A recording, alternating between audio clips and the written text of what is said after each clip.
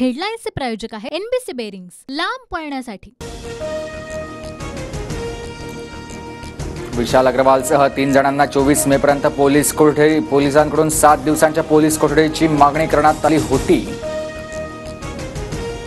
पुणे सत्र न्यायालयाच्या परिसरात विशाल अग्रवाल विरोधात वंदे मातरम संघटना आक्रमक। आंदोलकांकडून विशाल अग्रवालवर शाई फेकण्याचा प्रयत्न।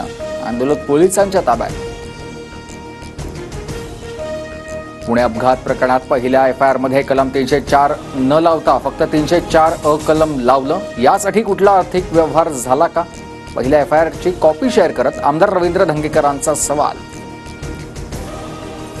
पुणे अपघात प्रकरणात मूळ एफआयआर दाखल करतानाच कलम 304 लावला आहे। खोटे नॅरेटिव्ह सेट करण्यासाठी तुम्ही काहीही करू शकता। मुरलीधर मोहोळ यांचं रवींद्र धंगेकरांना उत्तर। तुम्हाला एफआयआर आणि रिमांड रिपोर्ट यातला फरक समजतो का? मृतांच्या कुटुंबियांचे अश्रू पुसायचे सोडून तुम्ही पोलीस आणि बिल्डरची बाजू मांडताय। रवींद्र धंगेकरांचा मुरलीधर मोहोळ यांच्यावर पलटवार। गजानन कीर्तिकरांविरोधात पक्षांतर्गत कारवाई होण्याची शक्यता सूत्रांची माहिती। गजानन कीर्तिकरांनी घेतलेल्या भूमिकेनंतर शिवसेना नेते नाराज असल्याची माहिती। शिवसेनेची उमेदवारी मिळाल्यानंतर ऐनवेळी अर्ज मागे घेऊ अमोल कीर्तिकरला बिनविरोध खासदार करण्याचा गजानन कीर्तिकरांचा कट होता। भाजप आमदार प्रवीण दरेकरांचा गंभीर आरोप। मतदानादिवशी कीर्तिकरांसह त्यांच्या पत्नीने ठाकरेंची बाजू घेतली। गजानन कीर्तिकरांची पक्षातून हकालपट्टी करा। शिवसेना उपनेते शिशिर शिंदेंची मुख्यमंत्री शिंदेंकडे मागणी।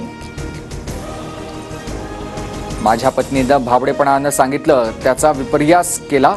शिशिर शिंदेंच्या पत्रावर वरिष्ठ निर्णय घेतील। गजानन कीर्तिकरांची प्रतिक्रिया।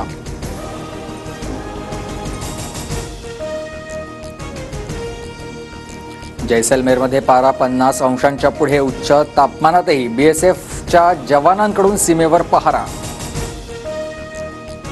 हेडलाईन्सचे प्रायोजक आहे एनबीसी बेरिंग्स, लांब पळण्यासाठी।